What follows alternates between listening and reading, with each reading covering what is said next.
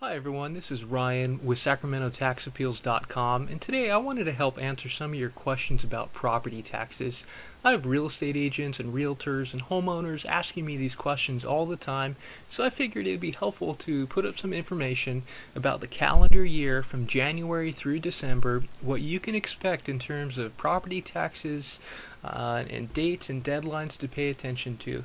And this information is good for all 10 counties surrounding Sacramento. These are the counties that my company serves, but really it's good information for all of California. But I'd encourage you to make sure to check with your assessor in case there's any particular variances on dates or deadlines. So the first thing we notice is January 1st. This is the date of assessed value. The value on this date is used to determine your level of property taxes. So it's a very, very important date to consider.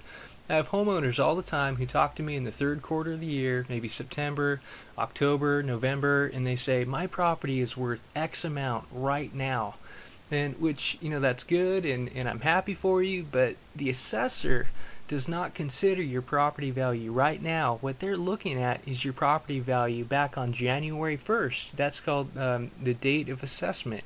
And so it's really important when presenting a property tax appeal that you provide data for back then to show them the worth of your property, because we all know in this real estate market these days your property value could have gone up or down, maybe it stayed the same, but it's been such a volatile market over the last 5 years, and on that point a lot of times the assessor really hasn't kept track of the market as good as it needs to. And so it's very important to stay in touch with this.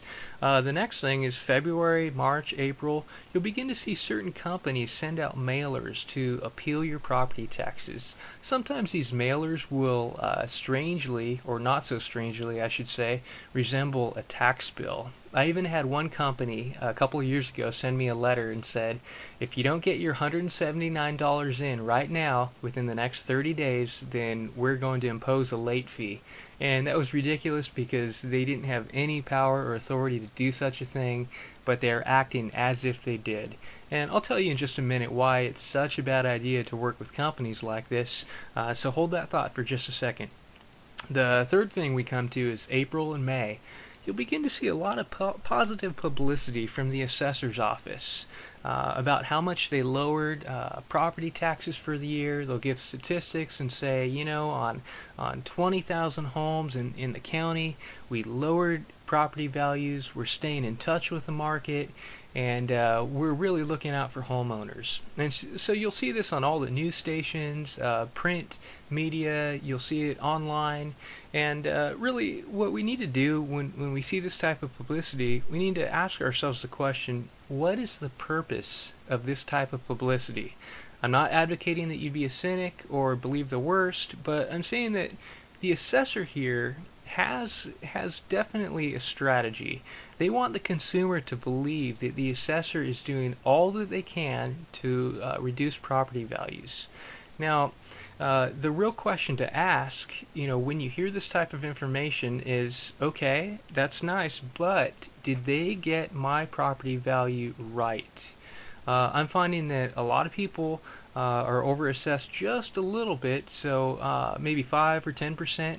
But some people are definitely overassessed where, they're paying $300, $500 too much. Most of the people I helped last year appeal their property taxes, they were kind of around that level, anywhere from $200 to $500. One person was up to about $10,000 for a parcel they owned that was not developed. And so it's just really important to sift the information you hear in the media through reality to determine, hey, is this really accurate?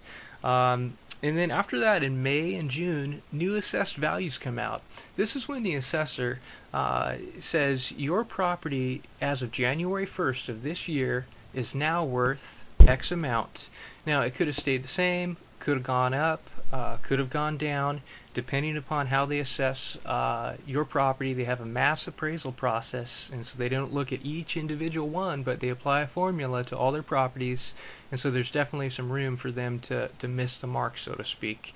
You might receive a letter in the mail from the assessor, or maybe your assessor has some sort of email campaign where you'd receive an email. Some assessors have their property values online, and so you can go there and check that out, and that's definitely very important to do.